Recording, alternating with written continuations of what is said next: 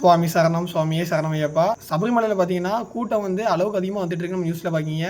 ஒரு நாளைக்கு 70,000 பேர் சொல்லியிருந்தாங்க ஆன்லைனில். ஆஃப்லைனில் 20,000 பேர், மொத்தம் 90,000 தான் ஒரு நாள் அலோடு சொல்லியிருந்தாங்க. ஆனால் நியூஸில் பார்க்கிங்க 1,00,000 பேர் 2,00,000 பேர்னு அவ்வளோ மக்கள் வந்துட்டு இருக்காங்க. இதை கட்டுப்படுத்த தேவசம் போர்டு பல்வேறு முடிவுகள் எடுத்துகிட்டு இருக்கு. அதுக்கு ஈக்குவலாக கேரளா உயர்நீதிமன்றமும் இப்போ ஒரு கட்டுப்பாடு போட்டிருக்காங்க. ஒரு நாளைக்கு ஸ்பாட் புக்கிங்கில் வந்து 20,000 பேர் சொல்லியிருந்தாங்க. இப்போ பார்த்தீங்கன்னா நவம்பர் 24 வரை ஒரு நாளைக்கு வந்து 5,000 பேர் தான் ஸ்பாட் புக்கிங் பண்ணணும்னு சொல்லியிருக்காங்க.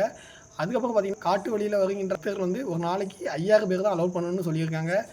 இது வந்து இந்த 24 வரைக்கும் இது அமலில் இருக்குன்னு சொல்லியிருக்காங்க. இந்த கூட்டத்தை வந்து கட்டுப்படுத்த. ஏன்னா இப்போ சபரிமலை வந்து நிறைய மக்கள் போய் இருந்துட்டாங்க. அந்த மக்களை கண்ட்ரோல் பண்ணுறதுக்காண்டி இப்படி பண்ணியிருக்காங்க.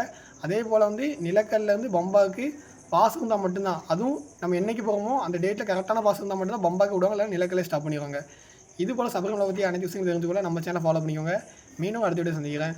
சுவாமி சரணம், சுவாமியே சரணம் ஐயப்பா.